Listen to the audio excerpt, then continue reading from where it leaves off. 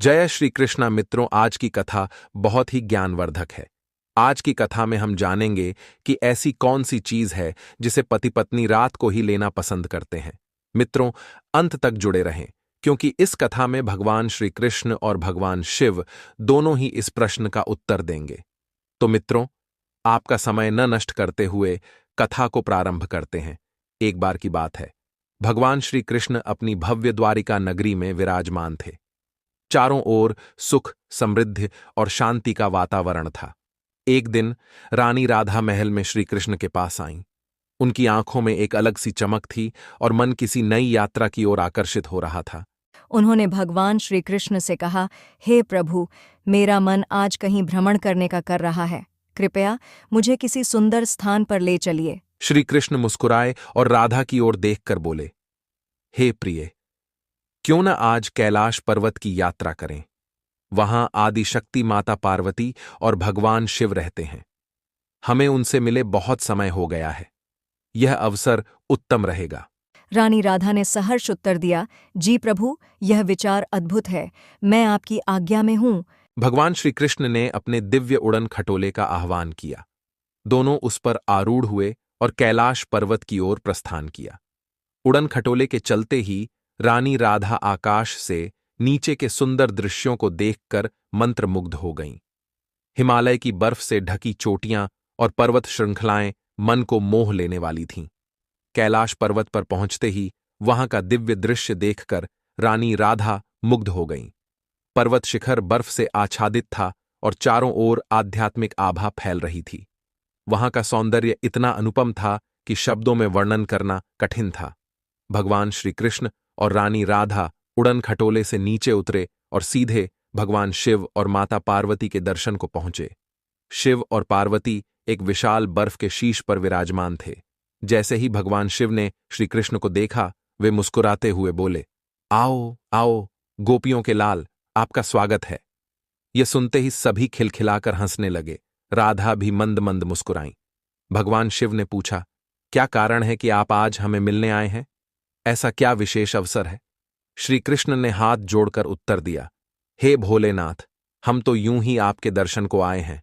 आपको देखे और आपकी वाणी सुने बहुत समय बीत गया था, इसलिए सोचा आज आपको मिलने का सौभाग्य प्राप्त करें।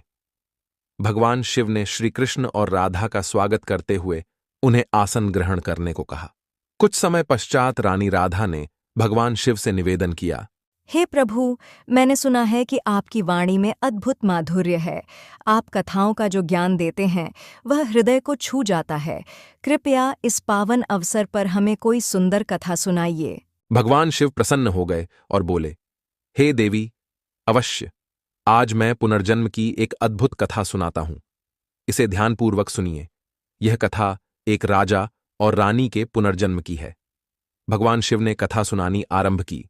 एक समय की बात है, एक विशाल और समृद्ध राज्य में महाराज वीरेश्वरा शासन करते थे। वीरेश्वरा न्यायप्रिय, वीर और प्रजा के हितैषी राजा थे। उनकी प्रजा उन्हें पिता समान मानती थी, क्योंकि वे अपनी भलाई से पहले प्रजा की भलाई को प्राथमिकता देते थे। राजा का विवाह राज्य की अद्वितीय सुंदरी रानी मालविका से हुआ था। मालविका जितनी सुंदर थीं, उतनी ही बुद्धिमान और चरित्रवान भी थीं। दोनों एक दूसरे से असीम प्रेम करते थे और अपनी प्रजा की भलाई में जीवन व्यतीत कर रहे थे। उनके राज्य में धन, वैभव और समृद्धि की कोई कमी नहीं थी, लेकिन उनकी एक बड़ी चिंता थी, संतान का अभाव। यह बात रानी मालविका को बहुत कचोटती थी। रानी मालविका अक्सर अपनी संतानों की कमी पर चिंता करती थीं। दूसरी ओर महाराज वीरेश्वरा यह जानते हुए भी कभी अपनी पत्नी के सामने इस बात का उल्लेख नहीं करते थे। एक दिन मालविका राजा से कहती हैं, हे स्वामी, मैं जानती हूँ कि संतानों का सुख आपको भी चाहिए, लेकिन आपने कभी यह बात मुझसे नहीं कही। आपका मौन मेरे लिए और भी पीड़ादायक है। कृपया मुझसे कुछ कहें। राजा मालविका की ओर देखते हैं और गंभीर स्वर में कहते हैं, मालविका, तुम्हारी प्रसन्नता ही मेरे लिए सबसे बड़ा सुख है। मैं तुम्हारी उदासी का कारण बनना नहीं चाहता। जो कुछ भी हमारे भाग्य में होगा, हम उसे स्वीकार करेंगे। समय बीतता गया, लेकिन एक दिन रानी मालविका अचानक गंभीर रूप से बीमार हो गईं। नगर के वैद्य औषधि विशेषज्ञ और ज्योतिषी बुलाए गए, लेकिन किसी ने भी उनकी बीमारी का हल नहीं निकाला।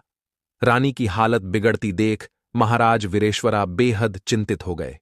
एक दिन जब रानी मालविका मृत्युशैया पर थीं, उनकी आखिरी सांस चल रही थी, तभी उन्होंने राजा को बुलाया और कहा, हे नाथ, मेरे जीवन के कुछ ही पल शेष हैं। मुझे संतोष है कि मैंने आपका साथ पाया और जीवन भर आपका प्रेम पाया, किंतु मेरी मृत्यु के बाद आप स्वयं को अकेला मत समझना। मैं वचन देती हूँ कि अगले जन्म में मैं फिर से आपकी पत्नी बनूंगी और इस बार आपकी संतान की इच्छा अवश्य पूर्ण करूंगी। यह कहते कहते रानी ने प्राण त्याग दिए। महाराज वीरेश्वरा पर यह आघात असहनीय था। रानी की मृत्यु के बाद राजा अकेलेपन में डूब गए। कुछ समय बाद एक रात जब वे गहरी नींद में थे, एक विषैला सांप उनके कक्ष में आया और उन्हें डस लिया।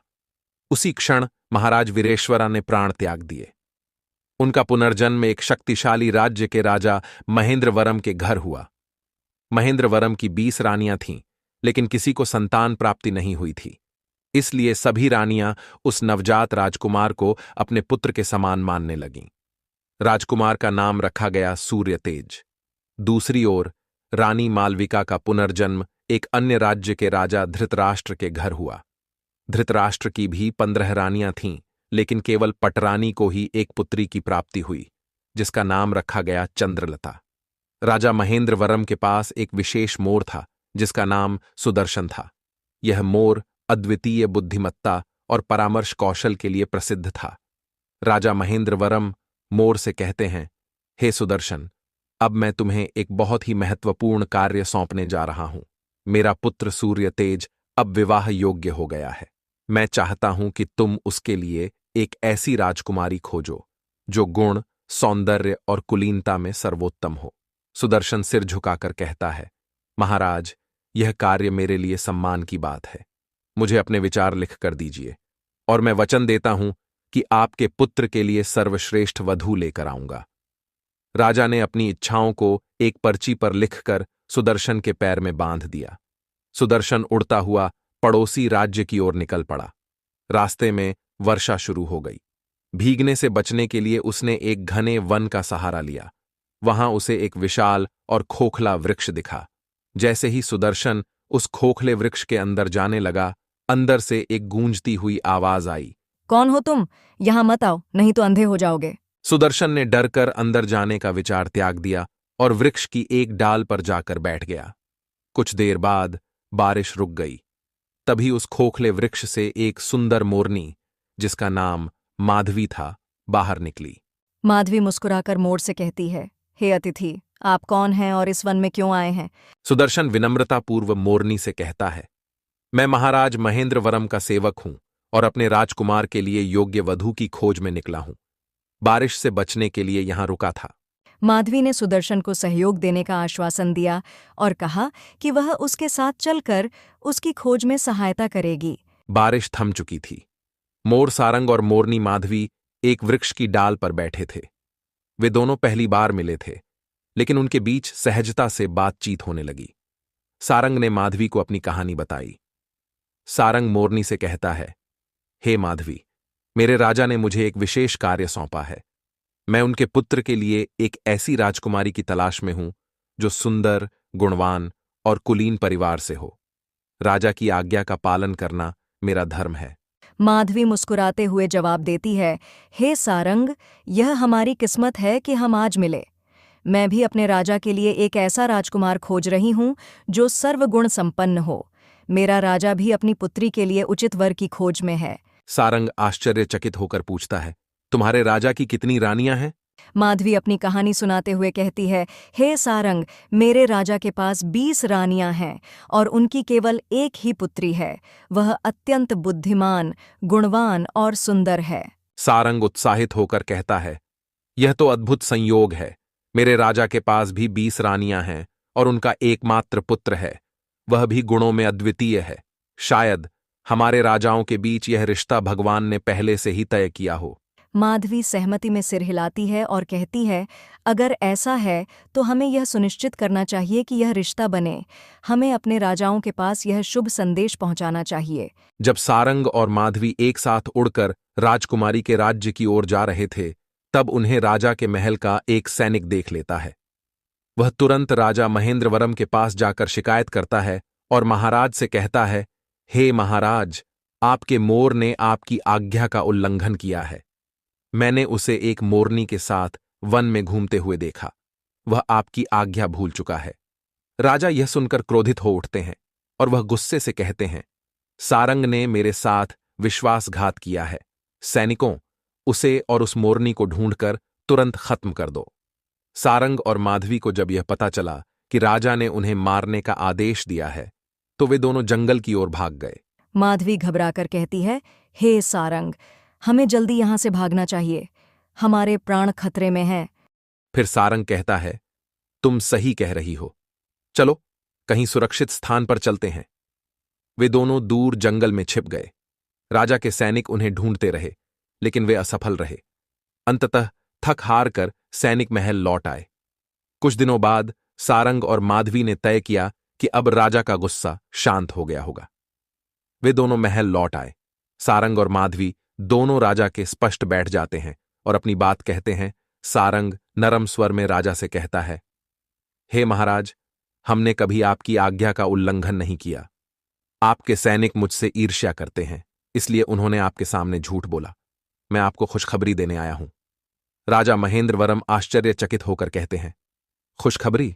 कहो सारंग। फिर सारंग आगे कहता है, हे महाराज, माधवी जिस राजा की सेविका है, उनके पास भी 20 रानियां हैं और केवल एक पुत्री है। वह पुत्री आपकी सभी अपेक्षाओं पर खरी उतरती है। माधवी ने तुरंत अपने पैर से वह पर्चा राजा के सामने रखा जिसमें राजकुमारी की पसंद लिखी हुई थी। राजा ने पर्चा पढ़ा और मुस्कुराए। राजा महेंद्रवरम कहते हैं, यह अद्भुत है, लेकिन मैं सुनिश्चित करना चाहता हूं कि वह राजकुमारी मेरे पुत्र के योग्य है। माधवी ने राजा को राजकुमारी की तस्वीर दी। राजा ने वह तस्वीर अपनी रानियों को भेज दी और उनसे सलाह मांगी। जब राजकुमार सूर्यतेज ने राजकुमारी चंद्रलता की तस्वीर देखी, तो वह उसकी सुंदरता और व्यक्तित्व से प्रभावित हो गए। उन्होंने तस्वीर को अपने पास रख लिया और अपनी मां से कहा, मां, यह राजकुमारी मेरे लिए उपयुक्त है। मैं इसी से विवाह करना चाहता हूं। जब राजा महेंद्रवरम की रानियों ने राजकुमारी चंद्रलता की तस्वीर देखी, तो उन्होंने एकमत से कहा, यह राजकुमारी हमारे पुत्र के लिए एकदम उपयुक्त है। जल्दी ही इस विवाह का आयोजन होना चाहिए। यह समाचार राजा महेंद्रवरम को पहुंचाया गया।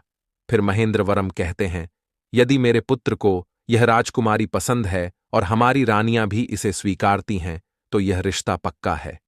इसके बाद राजा ने मोर सारंग को आदेश दिया, हे सारंग, अब तुम राजकुमारी के राजा को यह संदेश लेकर जाओ कि हम 5 महीनों में विवाह का आयोजन करने उनके महल आएंगे।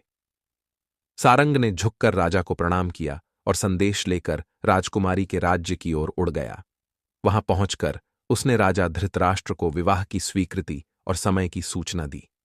यह सुनकर राजा धृतराष्ट्र बहुत प्रसन्न हुए और कहने लगे, यह मेरे लिए सौभाग्य की बात है कि मेरी पुत्री के लिए ऐसा योग्य वर मिला।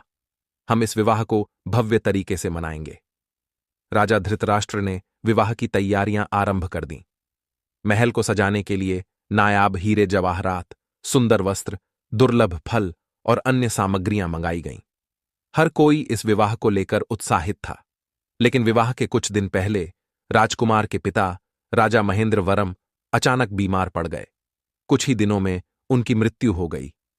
इस दुखद घटना ने परिवार को गहरा आघात पहुंचाया। राजकुमार सूर्यतेज ने शोक के कारण विवाह स्थगित कर दिया। सूर्यतेज आंसू भरी आंखों से कहा, पिता के निधन के समय विवाह करना उनका अपमान होगा। मैं जब तक शोक अवधि समाप्त नहीं होती, विवाह के लिए नहीं जाऊंगा। शोक अवधि समाप्त होने के बाद सूर्यतेज ने मोर सारंग के साथ विवाह के लिए राजकुमारी के राज्य की ओर प्रस्थान किया। रास्ते में वह एक सुंदर बगीचे में रुका और जामुन के पेड़ के नीचे आराम करने लगा। मोर सारंग पास के जामुन खाकर राजकुमार की ओर फेंक रहा था। यह देखकर बगीचे का माली क्रोधित हो गया। माली गुस्से में खाता है, तुम्हारे जैसे पक्षी यहां क्यों घूम रहे हो? यह बगीचा तुम्हारे लिए नहीं है। गुस्से में माली ने एक लकड़ी उठाई और सारंग पर वार कर दिया। सारंग गंभीर रूप से घायल हो गया और उसकी मृत्यु हो गई। जब यह घटना हुई, उसी समय महल से एक समाचार आया कि राजकुमारी चंद्रलता ने विवाह करने से इनकार कर दिया है। चंद्रलता ने राजा से कहा, पिता के निधन के तुरंत बाद विवाह करना उचित नहीं होगा, मुझे थोड़ा समय चाहिए। कुछ दिनों बाद राजकुमारी चंद्रलता सैर के लिए उसी बगीचे से गुजर रही थीं। उनकी नजर अचानक सूर्यतेज पर पड़ी, जो पेड़ के नीचे बैठा हुआ था। चंद्रलता मन ही मन में सोचने लगी, यह तो वही राजकुमार है जिसकी तस्वीर मैंने देखी थी। यह वही है जिसे मैं अपना हृदय सौंप चुकी हूं। हालांकि राजकुमारी ने उस समय कुछ नहीं कहा और चुपचाप महल लौट आईं। उस शाम चंद्रलता ने अपने भोजन से आधा हिस्सा बचाकर अपनी दासी को बुलाया। चंद्रलता दासी से, यह खाना उस राजकुमार तक ले जाओ। उससे कहना कि यदि वह इसे नहीं खा सकता तो इसमें अपनी उंगली घुसा दे। दासी राजकुमार के पास गई और उसका संदेश सुनाते हुए कहती है, राजकुमारी ने यह खाना आपके लिए भेजा है। अगर आप इसे नहीं खा सकते तो इसमें अपनी उंगली डाल दीजिए। सूर्यतेज ने चकित होकर थाली की ओर देखा और कहा, राजकुमारी का ऐसा संदेश क्यों? ठीक है, मैं उनकी बात मान लेता हूं। जैसे ही सूर्यतेज ने अपनी उंगली चावल में डाली, उसमें छिपी हुई एक तस्वीर बाहर निकली। यह तस्वीर चंद्रलता की थी। जब राजकुमार सूर्यतेज ने चावल में छिपी तस्वीर देखी और चिट्ठी पढ़ी तो उसमें लिखा था कि राजकुमार, मेरा हृदय केवल आपका है। आपसे मिलने की तीव्र इच्छा है। अगर आप भी मुझसे प्रेम करते हैं तो मुझे उत्तर दीजिए। यह पढ़कर सूर्यतेज को एहसास हुआ कि राजकुमारी चंद्रलता उससे सच्चा प्रेम करती है। उसने तुरंत चिट्ठी का उत्तर लिखा, राजकुमारी, मेरा हृदय भी केवल आपका है। मैं आपके हर निर्णय में आपके साथ हूं। दासी ने वह चिट्ठी चंद्रलता तक पहुंचाई। चिट्ठी पढ़ते ही चंद्रलता का हृदय आनंद से भर गया। उसी रात चंद्रलता ने चुपके से महल छोड़ दिया और बगीचे में सूर्यतेज से मिलने पहुंच गई। सूर्यतेज आश्चर्यचकित होकर कहा, राजकुमारी, आप इतनी रात में यहां? चंद्रलता संकोच करते हुए करती है, राजकुमार, मैं आपसे प्रेम करती हूं। मेरी मां हमारे विवाह के लिए कभी सहमत नहीं होंगी। कृपया मुझे अपने साथ अपने राज्य ले चलिए। मैं आपके बिना नहीं रह सकती। सूर्यतेज ने राजकुमारी की बात मान ली और दोनों चुपचाप राज्य छोड़कर भाग निकले। रास्ते में वे एक नए नगर में पहुंचे। यह नगर अजीबोगरीब था और वहां के लोग भी अनोखे लगते थे। उसी नगर में एक कुटिया में जादूगरनी तंत्रिणी अपनी पुत्री मालिनी के साथ रहती थी। मालिनी ने जैसे ही सूर्यतेज को देखा, वह उससे प्रेम करने लगी। मालिनी ने तंत्रिणी से कहा, मां, यह राजकुमार मुझे बहुत प्रिय है। मैं इससे विवाह करूंगी। कृपया इसे मेरे लिए प्राप्त करें। तंत्रिणी ने अपनी पुत्री की बात मान ली और राजकुमार और राजकुमारी को अपने घर भोजन के लिए आमंत्रित किया। भोजन के दौरान तंत्रिणी ने चालाकी से सूर्यतेज को एक अलग कमरे में बुलाया। जैसे ही सूर्यतेज कमरे में पहुंचा, तंत्रिणी ने उसके गले में एक जादुई रस्सी का फंदा डाल दिया। तंत्रिणी जादू करते हुए कहती हैं, अब तुम एक बैल बन जाओगे। तुम्हारी मुक्ति तभी संभव है जब मैं चाहूं। तंत्रिणी के जादू से सूर्यतेज एक बैल में बदल गया। उसने बैल को अपने घर के पीछे एक सुरक्षित स्थान पर बांध दिया और अपनी पुत्री मालिनी को उसका ध्यान रखने को कहा। उधर चंद्रलता ने भोजन के बाद सूर्यतेज को ढूंढना शुरू किया। जब वह नहीं मिला तो उसे चिंता होने लगी। चंद्रलता सोचने लगी, राजकुमार कहां चले गए? कहीं कुछ अनहोनी तो नहीं हुई? कई दिनों तक सूर्यतेज का कोई पता नहीं चला। इस बीच तंत्रिणी की पुत्री मालिनी रात को बैल के गले से रस्सी का फंदा निकाल देती, जिससे सूर्यतेज पुनः इंसान बन जाता। वह उससे बातें करती, उसके साथ समय बिताती और अपने प्रेम का इजहार करती। मालिनी ने सूर्यतेज से करती है, मैं तुमसे प्रेम करती हूं, तुम मेरी किस्मत में हो, तुम्हें मुझसे विवाह करना होगा। सूर्यतेज हर बार इनकार करता और कहता कि मैं केवल चंद्रलता से प्रेम करता हूं, तुम्हारा जादू मुझे तोड़ नहीं सकता। सुबह होते ही तंत्रिणी फिर से सूर्यतेज को बैल बना देती। कई दिन बीत गए, लेकिन चंद्रलता सूर्यतेज से नहीं मिली। वह हर दिन नगर में घूम घूम कर सूर्य तेज की तलाश करती। एक दिन नगर के बाजार में उसने एक बैल को देखा जो अजीब तरीके से एक स्त्री के पीछे पीछे चल रहा था। बैल को देखकर चंद्रलता को कुछ असामान्य महसूस हुआ। चंद्रलता अपने मन में सोचने लगी कि यह बैल ऐसा क्यों लग रहा है जैसे मुझसे कुछ कहना चाहता हो। चंद्रलता ने बैल को ध्यान से देखा और उसे लगा कि उसकी आंखों में कुछ जाना पहचाना है। उसने तय किया कि वह इस बैल के बारे में और जानकारी जुटाएगी। जब राजकुमारी चंद्रलता को राजकुमार सूर्यतेज कहीं नहीं मिला तो वह व्याकुल हो गई। चंद्रलता मन ही मन में सोचने लगी, क्या राजकुमार सूर्यतेज ने मुझे छोड़ दिया? नहीं, वह ऐसा नहीं कर सकते। कहीं ऐसा तो नहीं कि उन्हें किसी ने जान से मार दिया हो? इस विचार से व्यथित होकर चंद्रलता ने अपनी पहचान छुपाने के लिए एक साधारण महिला का रूप धारण किया और उस नगर के राजा धीरेंद्र के दरबार में पहुंच गईं। चंद्रलता राजा से कहा कि महाराज, मुझे आपके राज्य में एक कोतवाल के रूप में सेवा करने का अवसर दें। मैं न्याय और अनुशासन को बनाए रखने के लिए पूरी निष्ठा से कार्य करूंगी। राजा धीरेंद्र ने उनकी बुद्धिमत्ता और बोलने के ढंग से प्रभावित होकर उन्हें कोतवाल के पद पर नियुक्त कर दिया। राजकुमारी ने कोतवाल के रूप में नगर में अपना काम शुरू किया। वह घर घर जाकर नगरवासियों की समस्याएं सुनती और न्याय करती। नगरवासी कहने लगे कि यह कोतवाल तो किसी देवता के समान है, इसका न्याय और व्यवहार अतुलनीय है। धीरे धीरे वर्षों बीत गए। एक दिन राजा धीरेंद्र की मृत्यु हो गई। उनकी मृत्यु के बाद नगरवासियों ने सर्वसम्मति से कोतवाल बनी चंद्रलता को राजा घोषित कर दिया। नगरवासी कहने लगे कि कोतवाल ने हमेशा हमारी सेवा की है, यह हमारी रानी बनकर हमारे राज्य को नई ऊंचाइयों पर ले जाएगी। एक दिन एक व्यक्ति राजमहल में आया और एक विशेष बैल बेचने का प्रस्ताव रखा। व्यापारी ने महारानी से कहा, हे महारानी, यह बैल अनोखा है, यह किसी भी खोई हुई वस्तु को खोज सकता है। चंद्रलता ने वह बैल खरीद लिया, लेकिन कुछ दिनों बाद वह बैल अचानक गायब हो गया। चंद्रलता ने पूरे नगर में सैनिकों से घोषणा करवाई कि नगर के सभी बैलों को राजमहल में लाया जाए। जो कोई बैल नहीं लाएगा उसे दंडित किया जाएगा। जब यह सूचना जादूगरनी तंत्रिणी तक पहुंची तो उसने अपने बैल, जो असल में सूर्यतेज थे, को राजमहल नहीं भेजा। सैनिक ने चंद्रलता से कहा, हे महारानी, जादूगरनी ने अपना बैल भेजने से इनकार कर दिया है। यह सुनकर चंद्रलता क्रोधित हो गई और सैनिकों को आदेश दिया कि जादूगरनी के बैल को जबरदस्ती महल लाया जाए। जब जादूगरनी का बैल राजमहल में लाया गया तो सैनिकों ने उसकी गर्दन में बंधी रस्सी को जोर से खींचा। जैसे ही रस्सी निकली, बैल एक सुंदर राजकुमार के रूप में बदल गया। चंद्रलता आश्चर्य और खुशी से कहा, राजा कुमार सूर्यतेज, ये तुम हो? मेरा सपना सच हो गया। राजकुमारी ने दौड़कर सूर्यतेज को गले लगा लिया। चंद्रलता ने तुरंत जादूगरनी को बंदी करवा लिया। फिर चंद्रलता ने तंत्रिणी से कहा, हे तंत्रिणी, तुम्हारे जादू और धोखे ने हमें वर्षों तक अलग रखा। तुम्हें इस अपराध के लिए दंडित किया जाएगा। तंत्रिणी को काल कोठरी में डाल दिया गया और सूर्यतेज को उसका सम्मान वापस मिल गया। चंद्रलता ने नगरवासियों से कहा कि मुझे क्षमा करें, क्योंकि अपने राजकुमार को ढूंढने के लिए मैंने अपनी पहचान छुपाई।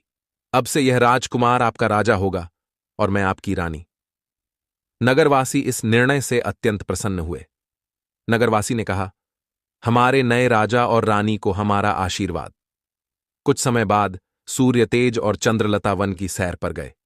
एक पुराने पेड़ के नीचे बैठकर उनकी नजर पेड़ की छाल पर पड़े एक निशान पर पड़ी। यह वही निशान था जिसे उन्होंने अपने पिछले जन्म में प्रेम की निशानी के रूप में बनाया था। राजकुमार सूर्यतेज ने चंद्रलता से कहा, हे प्रिया, यह हमारा प्रेम अमर है। पिछले जन्म की यह निशानी आज भी हमारे साथ है। फिर चंद्रलता ने कहा, हे नाथ, हमारा प्रेम हर जन्म में अमर रहेगा। यह निशान हमारे प्रेम का प्रमाण है। इसके बाद सूर्यतेज और चंद्रलता ने राज्य पर शासन किया। उनका प्रेम और न्यायपूर्ण शासन हमेशा के लिए अमर हो गया। उनकी कहानी आज भी एक मिसाल के रूप में सुनाई जाती है। यहां भगवान शिव कथा को समाप्त करते हैं। फिर रानी राधा और भगवान श्री कृष्ण ने भगवान शिव और माता पार्वती को धन्यवाद दिया। रानी राधा बोली, हे प्रभु, आपकी कथा ने मेरे मन को गहराई से छू लिया। यह अनुभव अविस्मरणीय है। भगवान शिव मुस्कुराए और बोले, आपका स्वागत है। हमारी यही कामना है कि आप सदैव प्रेम और शांति के मार्ग पर अग्रसर रहें। इसके बाद श्री कृष्ण और राधा ने कैलाश पर्वत से विदाई ली और अपने उड़न खटोले में बैठकर द्वारिका की ओर प्रस्थान किया। उनकी यात्रा न केवल अद्भुत थी, बल्कि उनके हृदयों में नई ऊर्जा और ज्ञान का संचार कर गई। मित्रों, अब आइए हम आपको बताते हैं कि वह ऐसी कौन सी चीज है जिसे पति पत्नी रात को ही लेना पसंद करते हैं। दरअसल वह चीज है एक कप गर्म चाय। चाय न केवल शरीर को ऊर्जा देती है, बल्कि पति पत्नी के बीच संवाद और साथ बिताने के पलों को भी खास बनाती है। रात में चाय का स्वाद लेना दिन भर की थकान को दूर करता है और मन को जागृत रखता है, जिससे आप न केवल अपने प्रियजन के साथ अधिक समय बिता सकते हैं, बल्कि उन अनमोल क्षणों का भी आनंद ले सकते हैं। यही वह सरल लेकिन खास चीज है जो रिश्ते में मिठास और ऊर्जा भर देती है। मित्रों, अगर आप भगवान श्री कृष्ण और भगवान भोलेनाथ के सच्चे भक्त हो तो आद्विक कथा चैनल को सब्सक्राइब अवश्य करें और बेल नोटिफिकेशन ऑल पर अवश्य दबाएं, क्योंकि आपको ऐसे ही ज्ञानवर्धक कथाएं आपके फोन पर आते रहे। मित्रों, कमेंट बॉक्स में जय भोलेनाथ और जय श्री कृष्णा लिखना ना भूले। आप सभी का हृदय से धन्यवाद। स्त्री की वह 3 कौन सी चीजें होती हैं जिन्हें प्रत्येक पुरुषों को अपनी पत्नी में अवश्य देखना चाहिए, और जो व्यक्ति देख लेता है वह व्यक्ति कभी भी गरीब नहीं रहता। जय श्री कृष्णा। मित्रों, आज की कथा बहुत ही मार्मिक है। आज की कथा में हम जानेंगे कि स्त्री की वह 3 कौन सी 3 चीज होती है जिन्हें प्रत्येक पुरुष को अपनी पत्नी की आवश्यक देखनी चाहिए। इसे देखने वाला व्यक्ति कभी गरीब नहीं रहता और माता लक्ष्मी का उनके घर पर सदा निवास रहता है। तो मित्रों, बिना आपका समय नष्ट किया कथा को प्रारंभ करते हैं। मित्रों, एक बार भगवान श्री कृष्ण जी द्वारिका में अपने राज्य सिंहासन पर विराजमान थे। तभी अचानक से उनके पास देवी सत्यभामा आती है। तब भगवान श्री कृष्ण जी उन्हें देखते हैं। तब देवी सत्यभामा अपने मन में कुछ सोच रही थी और बहुत परेशान भी लग रही हैं। उनको यूं चिंतित देखकर भगवान श्री कृष्ण जी देवी सत्यभामा से कहते हैं, हे देवी सत्यभामा, लगता है कि आप आज किसी प्रश्न को लेकर चिंतित लग रही हैं। आप किस बात को लेकर इतना चिंतित है? आप निश्चिंत होकर मुझसे कहिए, हम आपको आपके सभी प्रश्नों के उत्तर अवश्य देंगे। भगवान श्री कृष्ण जी की बात सुनकर देवी सत्यभामा उनसे कहती हैं कि हे माधव, आज मेरे मन में एक विचित्र प्रश्न उठ रहा है, और मेरा वह प्रश्न यह है कि स्त्री की वे 3 कौन सी चीजें होती हैं जिन्हें प्रत्येक पुरुषों को अपनी पत्नी की अवश्य देखना चाहिए, और जिसे देखने वाला व्यक्ति कभी भी गरीब नहीं रहता है। तब भगवान श्री कृष्ण जी देवी सत्यभामा से कहते हैं, हे देवी सत्यभामा, आपका यह प्रश्न सच में अत्यंत विचित्र है, किंतु समस्त मनुष्यों के लिए उपयोगी भी है, और आज आपने अपने इस प्रश्न को पूछकर पूरी मानव जाति का उद्धार कर दिया है। लेकिन मैं आपको आपके इस प्रश्न का उत्तर देने से पहले आपको मैं एक अत्यंत महत्वपूर्ण कथा सुनाना चाहता हूं, जिसको आपको शुरू से लेकर अंत तक पूरा सुनना होगा, क्योंकि आधा अधूरा ज्ञान प्रत्येक मनुष्य के लिए बहुत ही हानिकारक होता है। फिर देवी सत्यभामा भगवान श्री कृष्ण जी से कहती हैं, हे प्रभु, मैं आपको विश्वास दिलाती हूं कि मैं इस कथा को शुरू से लेकर अंत तक पूरा अवश्य सुनूंगी और इस कथा को पूरे ब्रह्मांड में भी विख्यात करूंगी। मित्रों, अब भगवान श्री कृष्ण जी देवी सत्यभामा से कहते हैं, हे देवी सत्यभामा, किसी समय की बात है। किसी नगर में एक किसान रहता था। वह बहुत ही गरीब था। उसके घर में खाने पीने का कोई सामान तक नहीं था, यहां तक कि उसे पहनने के लिए कोई वस्त्र भी नहीं थे। वह एक वस्त्र को पहनता था। उसकी पत्नी बहुत ही सुंदर थी और वह अपनी पत्नी से बहुत प्रेम करता था, किंतु उसकी पत्नी को अपनी सुंदरता पर बहुत अहंकार था। अपने अहंकार के कारण वह घर में अपनी ही मनमानी किया करती थी। इसलिए वह किसान ज्यादा परेशान रहने लगा था, क्योंकि अब उसकी पत्नी उससे बात बात पर लड़ाई झगड़ा करने लगी थी। इस तरह से उसके घर प्रतिदिन क्लेश होने लगे थे। उसकी पत्नी उसे ताने भी मारने लगी थी। उसकी पत्नी उसे ताने मारते हुए कहती थी कि तुम्हारे पास तो कुछ भी नहीं है, तुम तो कंगाल हो, पता नहीं मैंने तुमसे विवाह कैसे कर लिया। इस घर में ना तो पीने के लिए पानी है, ना ही भोजन की सामग्री, और ना ही पहनने के लिए कोई वस्त्र है। मैं करूं तो क्या करूं? तुम तो अब कोई कार्य भी नहीं करते हो। अपनी पत्नी की ऐसी बातों को सुनकर उस किसान को बहुत बुरा लगता था, लेकिन उसे समझ में नहीं आ रहा था उसके साथ ऐसा क्यों हो रहा है। इसलिए वह किसान बहुत ही चिंतित रहने लगा था, और अब उसका मन किसी कार्य में भी नहीं लग रहा था। फिर धीरे धीरे उसे और भी गरीबी का सामना करना पड़ा, इसलिए उसे अपने सभी खेत को भी बेचना पड़ गया। लेकिन अभी भी उसकी गरीबी में कोई सुधार नहीं आ रहा था, जिसके कारण से वह बहुत ही परेशान रहने लगा था। एक दिन की बात है, वह किसान अपने किसी कार्य से कहीं जा रहा था। तभी अचानक से उसने देखा कि एक महात्मा जी अपनी कुटिया के समीप बैठे ध्यान साधना में लीन है। तब वह किसान अपने मन में कुछ सोचने लगता है कि यह महात्मा जी मुझे कोई दिव्य पुरुष जान पड़ते हैं, क्यों ना मैं इनके पास चलकर देखूं। शायद यह महात्मा जी मुझे मेरी समस्याओं से छुटकारा दिला दें। इतना सोचकर वह किसान उस महात्मा जी के पास पहुंच जाता है और अपने दोनों हाथों को जोड़कर बहुत जोर जोर से विलाप करने लगता है। तब कुछ देर बाद वे महात्मा जी अपनी आंखें खोलते हैं और वे देखते हैं कि उनके सामने एक युवक बैठा हुआ है जो बहुत जोर जोर से विलाप कर रहा है और विलाप करते ही जा रहे हो। फिर वे महात्मा जी उस किसान से कहते हैं कि हे पुत्र, तुम कौन हो और विलाप क्यों कर रहे हो? उन महात्मा जी की बात को सुनकर वह किसान उनसे कहता है कि हे मुनिवर, मैं इस नगर का एक गरीब किसान हूं और मैं इस वजह से विलाप कर रहा हूं क्योंकि मेरी पत्नी मुझसे लड़ाई झगड़ा करती है और मुझे ताने मारती रहती है कि तुम्हारे पास क्या है? तुम तो कंगाल हो, इस घर में खाने पीने पहनने के लिए कुछ भी नहीं है। पता नहीं मैंने किसके साथ विवाह कर लिया है।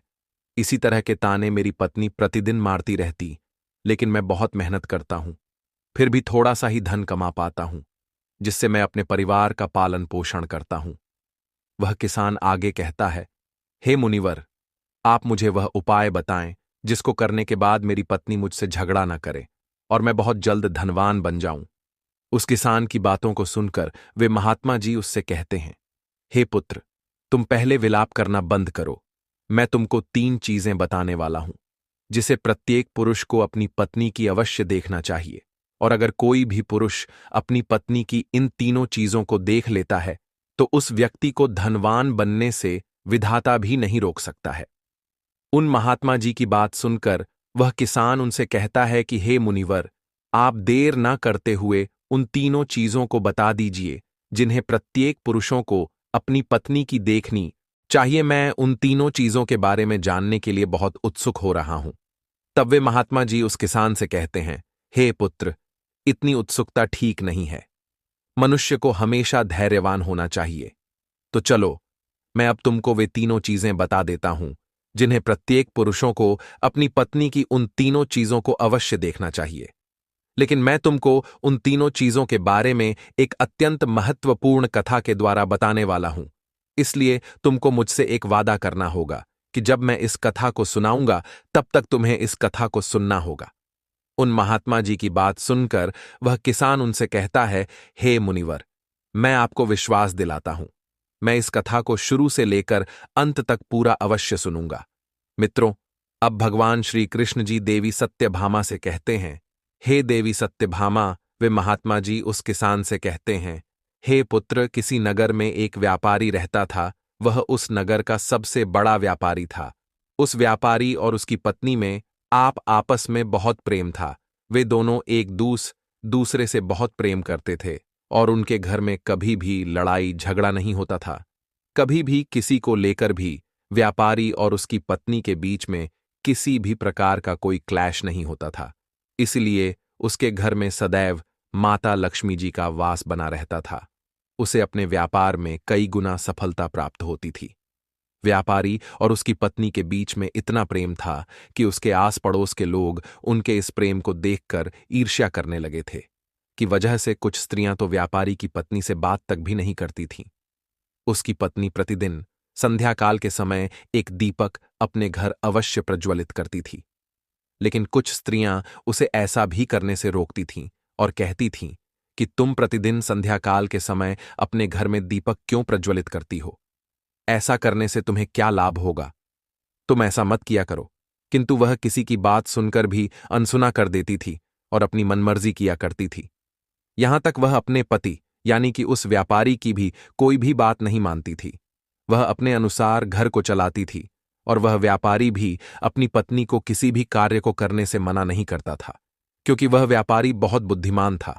वह अच्छी तरह से जानता था कि वह अपनी पत्नी को किसी भी कार्य को करने से मना करेगा तो निश्चित है कि उन दोनों में लड़ाई झगड़ा होगा और प्रतिदिन क्लैश होगा, जिसकी वजह से उसका ध्यान अच्छी तरह से व्यापार में नहीं लग पाएगा और व्यापार में हानि होने लगेगी। साथ ही साथ वह व्यापारी अपनी पत्नी को छोड़ना भी नहीं चाहता था, क्योंकि वह अपनी पत्नी से बहुत प्रेम करता था। लेकिन उसकी पत्नी उससे ज्यादा प्रेम नहीं करती थी, बल्कि उस व्यापारी के सामने दिखावा मात्र का प्रेम जताती थी और अपने पति से नाराज भी हो जाती थी। किंतु किसी तरह से वह व्यापारी अपनी पत्नी को मना लेता था। इसी तरह से दिन गुजर रहे थे और वह व्यापारी अपनी पत्नी के साथ सुखपूर्वक से जीवन व्यतीत कर रहा था। फिर धीरे धीरे यह बात पूरे नगर में फैल गई और अब उस नगर के सभी लोग उस व्यापारी और उसकी पत्नी के इस प्रेम का उदाहरण देने लगे थे। फिर जब यह बात उस नगर के राजा को पता चली कि व्यापारी और उसकी पत्नी एक दूसरे से बहुत प्रेम करते हैं, तब उसने अपने सैनिकों को बुलाया और उनसे कहा कि जाओ, उस व्यापारी और उसकी पत्नी को बड़े आदर सत्कार के साथ राजमहल में ले आओ। हम उनका सम्मान करना चाहते हैं, लेकिन तुम उन्हें कुछ भी मत बताना मित्रों। भगवान श्री कृष्ण जी देवी सत्यभामा से कहते हैं, हे देवी सत्यभामा, राजा की आज्ञा पाकर उसके वे सैनिक उस व्यापारी के घर जाते हैं और उसके घर का दरवाजा खटखटाने लगते हैं। फिर कुछ देर बाद वह व्यापारी अपने घर का दरवाजा खोलता है तो वह देखता है कि उसके सामने राजा के सैनिक खड़े हुए हैं। तब वह व्यापारी उन सैनिकों से कहता है कि आप लोग आज मेरे घर क्यों आए हैं? फिर वे सैनिक कहते हैं कि चलिए, आपको राजा साहब ने अपने राजमहल में बुलाया है। फिर राजा के वे सैनिक उन दोनों को अपने साथ राजमहल ले आते हैं। राजमहल में पहुंचकर राजा उस व्यापारी और उसकी पत्नी का अच्छी तरह से अतिथि सत्कार करते हैं। उसके बाद उन्हें थोड़ा सा धन दे देते हैं, जिसको पाकर वह व्यापारी और उसकी पत्नी बहुत प्रसन्न हो जाएं और प्रसन्नतापूर्वक अपने घर चले जाते हैं। उसके बाद उस नगर का राजा पूरे नगर में यह ऐलान कर देता है कि आज रात को पूरे नगर में सभी लोगों के घरों में व्यापारी और उसकी पत्नी के बीच इतना प्रेम होने के कारण दीप प्रज्वलित किए जाए, जिससे उस व्यापारी और उसकी पत्नी के बीच के प्रेम की सराहना हो। राजा की आज्ञा सुनकर उस नगर के सभी लोगों के घरों में दीपक प्रज्वलित किए जाते हैं। उस नगर के सभी घरों के दीपक थोड़ी ही देर बाद बुझ जाते हैं, लेकिन उस व्यापारी के घर का दीपक अभी भी जल रहा था और उसका प्रकाश बहुत दूर दूर फैल रहा था। फिर उस नगर के राजा ने अपने मन में सोचा कि क्यों ना अब मैं बाहर चलकर देखता हूं कि किस किस ने अपने घरों में दीपक प्रज्वलित करे हैं और किसका दीपक अभी भी प्रज्वलित हो रहा है। इतना अपने मन में सोचकर वह राजा अपने महल से उस नगर की तरफ देखने लगता है तो उसे दिखाई देता है कि उस नगर में किसी घर में भी कोई दीपक नहीं जल रहा है, लेकिन उस व्यापारी के घर में जलाया हुआ दीपक अभी भी जल रहा है। राजा उस नगर के तरफ देख ही रहा था कि इतने में वहां पर उनकी रानी आ जाती है। तब राजा साहब रानी से कहते हैं कि रानी जी, नगर की तरफ देखिए। नगर के सभी घरों में कोई भी दीपक अभी नहीं जल रहा है, लेकिन अभी भी उस व्यापारी के घर में जलाया हुआ दीपक अभी भी जल रहा है। इससे स्पष्ट हो जाता है कि उस व्यापार और उसकी पत्नी के बीच में कितना ज्यादा प्रेम है, और उन दोनों के आपस में इतना ज्यादा प्रेम होने का कारण वह व्यापारी है, क्योंकि वह बहुत बुद्धिमान है और अपनी सूझबूझ से अपने घर को चलाता है। लेकिन रानी राजा की बात से सहमत नहीं होती है और राजा से कहती हैं कि हे महाराज, मैं आपकी बात से सहमत नहीं हूं। मेरे हिसाब से उसकी पत्नी उन दोनों में इतना प्रेम होने का कारण है। मित्रों, भगवान श्री कृष्ण जी देवी सत्यभामा से कहते हैं, हे देवी सत्यभामा, इसी बात को लेकर राजा और रानी में बहुत देर तक बहस होती है और बात लड़ाई तक पहुंच जाती है। फिर राजा और रानी के बीच में तलवारें तक चलने लगती हैं, जिससे राजा और रानी को कई चोट भी लग जाती है। तभी अचानक से राजा ने रानी से कहा कि हम दोनों यूं लड़ाई क्यों कर रहे? क्यों ना हम उस व्यापारी और उसकी पत्नी की परीक्षा ले लें, जिससे पूर्ण रूप से स्पष्ट हो जाएगा कि उन दोनों में इतना ज्यादा प्रेम होने का कारण कौन है। राजा की बात रानी भी स्वीकार कर लेती है और कहती हैं कि ठीक है, मैं पहले उस व्यापारी की पत्नी की परीक्षा लेना चाहती हूं। फिर राजा साहब भी कहते हैं, ठीक है रानी जी, आप जैसा चाहे वैसे व्यापारी की परीक्षा ले सकती हैं। फिर रानी कुछ सैनिकों को बुलाती है और उससे कहती हैं, जाओ उस व्यापारी से कह देना कि अगर वह अपनी पत्नी को मार डालेगा तब मैं उससे विवाह कर लूंगी और राजा साहब को बंदी बनाकर कारागार में बंद कर दूंगी। राजा के स्थान पर उसको सिंहासन पर विराजमान कर दूंगी। रानी का आदेश पाकर वे सैनिक उस व्यापारी के घर पर पहुंच जाते हैं। शाम होने वाली थी और व्यापारी की पत्नी कहीं हुई गई थी, लेकिन वह व्यापारी घर में ही था क्योंकि वह थोड़ा सा बीमार पड़ गया था। तो वे सैनिक उस व्यापारी से कहते हैं, सुनिए, रानी साहिबा का आदेश है कि अगर आप अपनी पत्नी को जान से मार डालेंगे तब साहिबा आपसे विवाह कर लेंगी और राजा साहब को बंदी बनाकर कारगर में डाल देंगी। फिर आपको उनके स्थान पर सिंहासन पर विराजमान कर देंगी। इस नगर पर आपका राज्य हो जाएगा। उन सैनिकों की बात सुनकर वह व्यापारी उन सैनिकों से स्पष्ट रूप से कहता है कि जाइए, रानी साहिबा से कह दीजिए कि मैं अपनी पत्नी को किसी भी हाल में खोना नहीं चाहता हूं, क्योंकि मैं अपनी पत्नी से बहुत प्रेम करता हूं और अगर किसी ने मेरी पत्नी को नुकसान पहुंचाने के बारे में सोचा भी तो मुझसे बुरा कोई नहीं होगा। और बात रही रानी साहिबा से विवाह करने की, तो आप रानी साहिबा से कह दीजिएगा कि मैं उनसे किसी भी हाल में विवाह करने के लिए तैयार नहीं हूं, चाहे वे मुझे अपना सिंहासन ही क्यों ना दे दें। मैं अपनी पत्नी का स्थान किसी को भी नहीं दे सकता हूं। फिर उस व्यापारी की बातों को सुनकर वे सैनिक राजमहल पहुंच जाते हैं और रानी को उस व्यापारी द्वारा बताई गई बातों को बता देते हैं। उसके बाद राजा रानी से कहता है कि देखा ना कि वह व्यापारी कितना समझदार है, और इससे स्पष्ट हो जाता है कि व्यापारी और उसकी पत्नी के बीच में इतना ज्यादा प्रेम होने का कारण वह व्यापारी ही है, क्योंकि वह अपनी पत्नी से बहुत प्रेम करता है।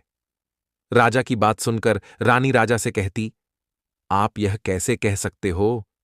आपने अभी तक उस व्यापारी की पत्नी की परीक्षा तो ली ही नहीं है। फिर राजा कहता है कि ठीक है, मैं आपके मन को संतुष्ट करने के लिए उसकी पत्नी की परीक्षा ले लेता हूं।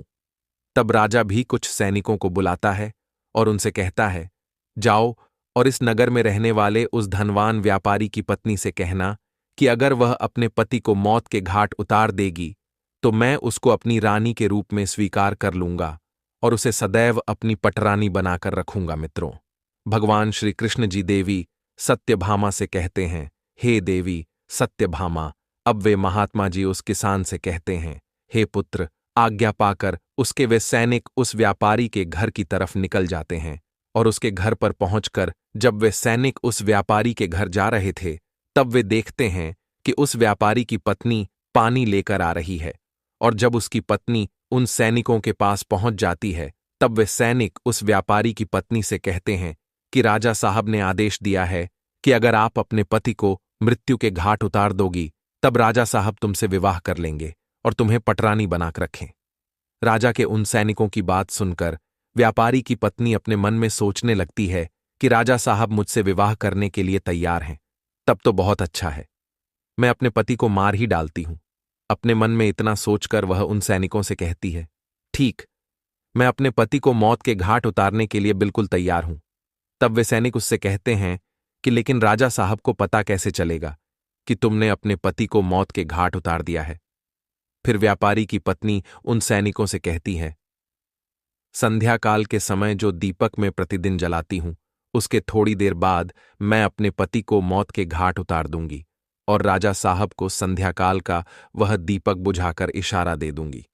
उस व्यापारी की पत्नी की बात सुनकर राजा के वे सैनिक राजमहल में पहुंच जाते हैं और राजमहल में पहुंचकर राजा से कहते हैं, हे राजन, व्यापारी की पत्नी तो अपने पति को जान से मारने के लिए तैयार हो गई है। जब रानी ने यह बात सुनी तो इस बात को सुनकर रानी को स्त्री जाति से घृणा होने लगी। फिर राजा ने रानी से कहा कि यह समय ज्यादा सोचने समझने का नहीं है, हमें उस व्यापारी की जान बचाने के बारे में सोचना चाहिए, क्योंकि उसकी पत्नी बहुत ही निर्दय है, वह निश्चित ही अपने पति को मौत के घाट उतार देगी। आज हमारी वजह से उस व्यापारी के प्राण संकट में है।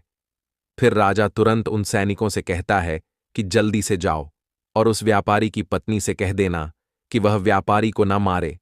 राजा का आदेश पाकर वे सैनिक दौड़ते हुए व्यापारी के घर पर पहुंच जाते हैं तो वे देखते हैं कि उस व्यापारी की पत्नी ने अपने पति को दिन में ही मौत के घाट उतार दिया है। तब वे सैनिक व्यापारी की पत्नी को डांटते हुए कहते हैं कि तुमने तो हमसे कहा था कि तुम व्यापारी को शाम को मौत के घाट उतारोगी, लेकिन तुमने व्यापारी को दिन में क्यों मार डाला। राजा के उन सैनिकों की बात सुनकर उस व्यापारी की पत्नी उससे कहती है, मुझे तो अपने पति को मारना ही था और मैं इसे बहुत पहले ही मारना चाहती थी, परंतु कोई सही मौका नहीं मिला, इसलिए मैं अपने पति को कभी मार ही नहीं पाई और मैंने सोचा कि दिन में पति को मौत के घाट उतार देती हूं। दीपक शाम होते ही बुझा दूंगी। व्यापारी की पत्नी आगे कहती है, तो सैनिकों, मैंने अपने पति को मौत के घाट उतार दिया है, क्या अब राजा साहब मुझे अपनी रानी बनाएंगे। तब उन सैनिकों ने कहा, यह तो आप चलकर राजा साहब से ही पूछ लीजिए। फिर व्यापारी की पत्नी और वे सैनिक राजमहल पहुंच जाते हैं और वे सैनिक राजा साहब को सारी बात बता देते हैं, जिसे सुनने के बाद राजा साहब बहुत क्रोधित हो जाते हैं और व्यापारी की पत्नी को बंदी बनाकर कारागार में डाल देते हैं। मित्रों, भगवान श्री कृष्ण जी देवी सत्यभामा से कहते हैं, हे देवी सत्यभामा। वे महात्मा जी उस किसान से कहते हैं, हे पुत्र चलो, अब मैं तुम्हें वे तीनों चीजों को बता देता हूं जिसे प्रत्येक पुरुष को अपनी पत्नी की अवश्य देखना चाहिए और जिसे देखने के बाद उसके घर में कभी भी क्लेश नहीं होता है। तो पहली चीज अपनी पत्नी की यह देखनी चाहिए कि पत्नी कहाँ आ रही है, कहाँ जा रही है, किससे मिल रही है और किससे बात कर रही है। जो भी पुरुष अपनी पत्नी की इन चीज को देखता है तो उसके घर में कभी भी क्लेश नहीं होता है और उसका अपनी पत्नी पर नियंत्रण भी होता है। दूसरी चीज प्रत्येक पुरुष को अपनी पत्नी की अवश्य देखना चाहिए, वह है बोलचाल। प्रत्येक पुरुषों को अपनी पत्नी की बोलचाल की भाषा देखना चाहिए कि उसकी बोलचाल की भाषा कैसी है और अपने पति की बात मानती है कि नहीं, उसकी इज्जत करती है कि नहीं। इस चीज को भी प्रत्येक पुरुषों को अपनी पत्नी की अवश्य देखना चाहिए। तीसरी चीज, प्रत्येक पुरुष को अपनी पत्नी के चाल चलन अवश्य देखना चाहिए। जो भी पुरुष अपनी पत्नी के चाल चलन देखता है और अपनी पत्नी को नियंत्रण में रखता है तो उस घर में कभी भी क्लेश नहीं होते हैं। लेकिन जो स्त्रियां घर को अपनी ही मनमानी पर चलाती हैं और पति की बातों को नहीं मानती हैं, तब उसका भी हाल उस व्यापारी की तरह ही हो जाता है। मित्रों, भगवान श्री कृष्ण जी देवी सत्यभामा से कहते हैं, देवी सत्यभामा, अब तो आपको आपके सभी प्रश्नों के उत्तर मिल ही गए होंगे। तब देवी सत्यभामा भगवान श्री कृष्ण जी से कहती हैं, हे जी हाँ प्रभु मित्रों, आप सभी को यह कथा अच्छी लगी होगी तो आदविक कथा चैनल को सब्सक्राइब करें और साथ ही बेल नोटिफिकेशन को दबा दें और कमेंट बॉक्स में जय श्री कृष्णा अवश्य लिखिए। आप सभी का हृदय से धन्यवाद।